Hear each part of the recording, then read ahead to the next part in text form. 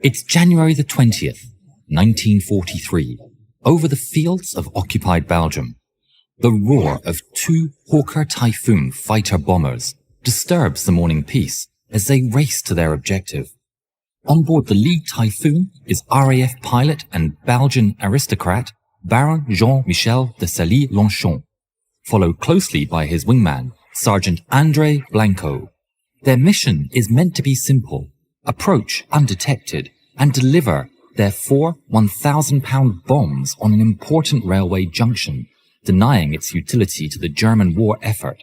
But Jean-Michel also has other plans.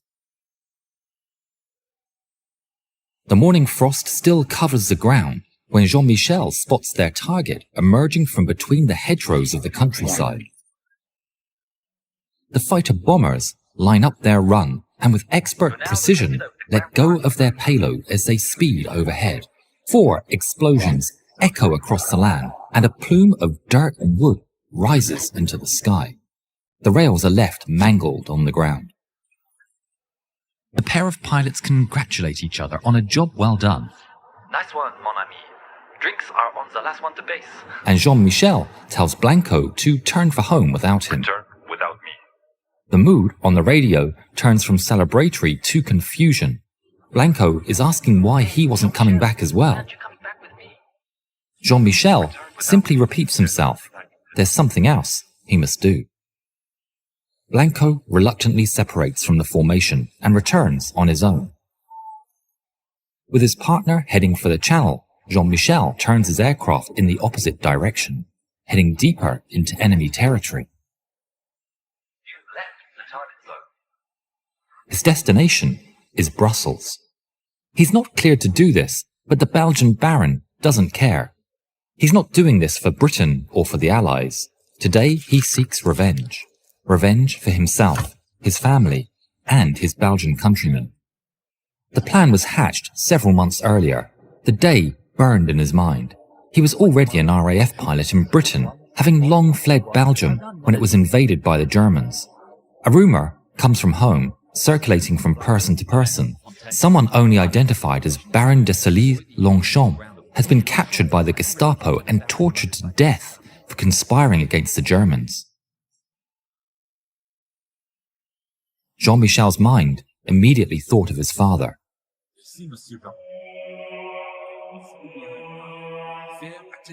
A retired military officer and deeply patriotic, his father had used his wealth and estates to support the resistance from the moment Belgium fell. He remained in the country throughout, doing what he could to fight back against the invaders. In fury, Jean-Michel came up with an idea, and in calm, he distilled it into a plan. He proposed his plan several times to the commanding officers, but every time he was turned down.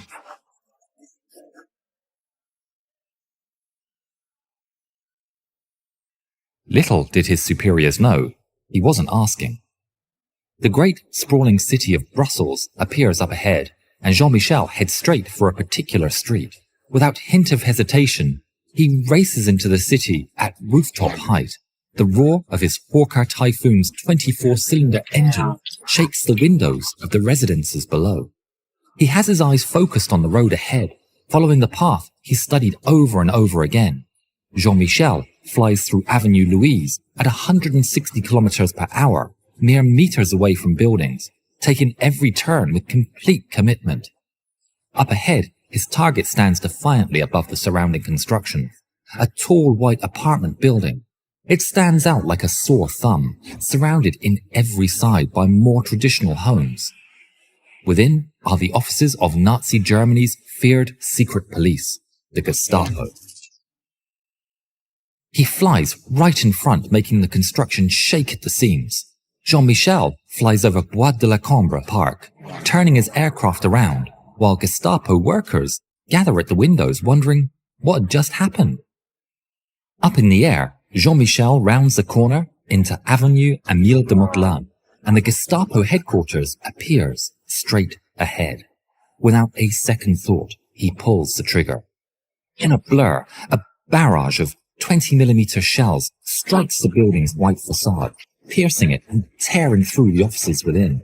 The quadruple 20mm Hispano autocannons, dumping 46 rounds of high explosives into the building each and every second. He keeps firing for as long as he possibly can, holding the trigger down as the building fast fills his windshield. He pulls up at the last possible moment, barely clearing the roof as he goes. Behind him, he leaves the construction in ruins. Smoke and dust are pouring out of the blown-out windows. Satisfied, Jean-Michel opens up his canopy and throws out a fistful of little Belgian flags over the city.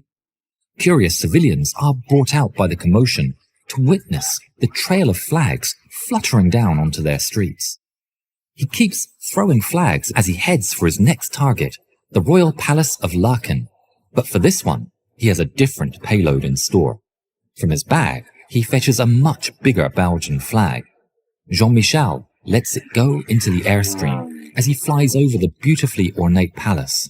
The tricolor spreads in the air and lands right on the palace roof for all the citizens to see.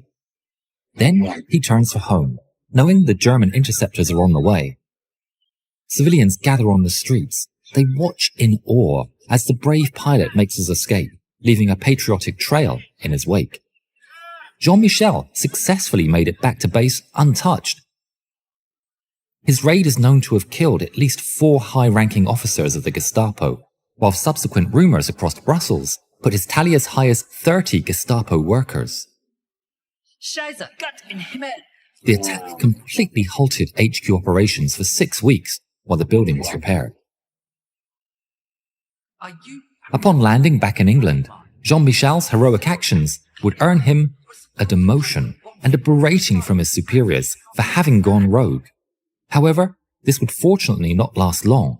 The story of the patriotic Belgian baron that brought revenge upon the Gestapo caught on, and his feats would gain the fame that they deserved. Oh well. Good job, man. Really good job. He would receive the Distinguished Flying Cross for his actions a couple of months after the events. Jean-Michel de Sailly-Longchamp would be tragically killed in action just 8 months after the raid, on August 16, 1943.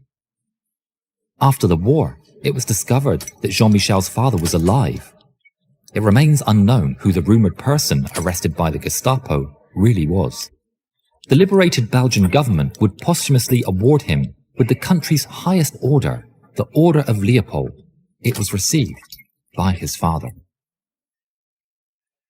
The building still stands today, and just outside, a golden-coloured bust of the great pilot was built, in remembrance of the day the Belgian baron took matters into his own hands.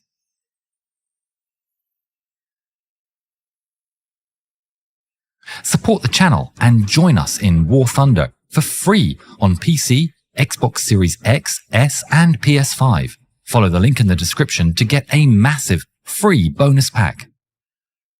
If you haven't yet, please subscribe to the channel and please watch more videos of ours. Thank you.